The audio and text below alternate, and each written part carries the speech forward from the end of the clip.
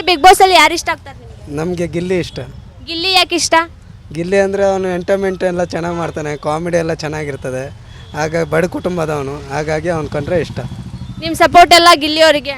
ಹೌದು, ನಮ್ಮ ಸಪೋರ್ಟ್ ಎಲ್ಲ ಗಿಲ್ಲಿ ಅವರಿಗೆ. ವಿನ್ ಆದರೆ ಗಿಲ್ಲಿಯವರಾದರೆ ಇವಾಗ ಅವ್ರ ಜೊತೆಗೆ ಇನ್ನೊಬ್ರು ರನ್ನರ್ ಅಪ್ ಅಂತ ಯಾರಾಗಬೇಕು? ರನ್ನರ್ ಅಪ್ ಅಂದರೆ ಧನುಷ್ ಈಗ ಇದ್ದಾನೆ. ಧನುಷ್ ಆದರೆ ರನ್ನರ್ ಅಪ್ ಅವರಿಬ್ಬರಲ್ಲಿ ಯಾರಾದರೂ.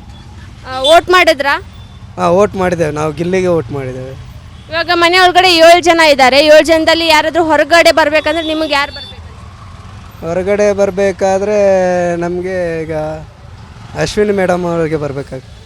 ಕಿಚ್ಚನ ಚಪ್ಪಾಳೆ ಸಿಕ್ಕಿದೆ ಅವರಿಗೆ. ಇಡೀ ಸೀಸನ್ ಒಳಗಡೆ ಚೆನ್ನಾಗಿ ಆಟ ಆಡಿದ್ದಾರೆ ಅಂತ. ಅವ್ರು ಹೊರಗಡೆ ಬಂದರೆ ಸರಿ ಅನ್ಸುತ್ತಾ? ಅಂದರೆ ಅವರು ಗೇಮನ್ನು ಚೆನ್ನಾಗಿ ಆಡಿದ್ದಾರೆ, ಆದರೆ ಯಾವಾಗ ನೋಡಿದ್ರು ಬರೀ ಜಗಳಿಂದಲೇ ಮೇಲೆ ಬಂದಿದ್ದಾರೆ. ಹಾಗಾಗಿ ಅವರು ಮನೆಯಲ್ಲಿ ಇರಲಿಕ್ಕೇನು ಸೂಕ್ತ ಅಲ್ಲ ಅನ್ಸುತ್ತೆ. ಓಕೆ, ಆ ಮನೆ ಒಳಗಡೆ ಇರಬಾರ್ದಿತ್ತು, ಇನ್ನೂ ಅದಾರ ಅಂತಂದರೆ ಅವ್ರು ಯಾರು ಅನ್ಸುತ್ತೆ ನಿಮಗೆ? ಇನ್ನೂ ಇರಬಾರ್ದು ಅಂದರೆ ಧ್ರುವಂತ್ ಅಂತ ಅನ್ಸುತ್ತೆ. ಯಾವಾಗಲೂ ಹೋಗ್ತೇನೆ ಅಂತ ಹೇಳ್ತಾರೆ, ಆದರೆ ಇನ್ನೂ ಅಲ್ಲೇವರೆಗೂ ಇದ್ದಾರೆ. ಧ್ರುವಂತ್ ಹೋಗಬೇಕು. ಇವಾಗ ಹೊರಗಡೆ ಬಂದಿರುವಂಥ ಸ್ಪರ್ಧಿಗಳಲ್ಲಿ ನೀವು ಯಾರನ್ನ ಮಿಸ್ ಮಾಡ್ಕೊತೀರಾ? ಅಂದರೆ ಇವಾಗ ಆಲ್ರೆಡಿ ಹೊರಗಡೆ ಬಂದುಬಿಟ್ಟಿದ್ದಾರೆ ಎಲಿಮಿನೇಟ್ ಆಗಿ. ಅವರು ಎಲಿಮಿನೇಟ್ನಾಗೆ ಬಂದಿರೋದರಲ್ಲಿ ನಮಗೆ ಮಲ್ಲಮ್ಮ ಬಂದಿದ್ದಾರೆ. ಅವ್ರು ಇರಬೇಕಿತ್ತಲ್ಲಿ. ಅವರು ಇರಬೇಕಿತ್ತು ಪಾಪ.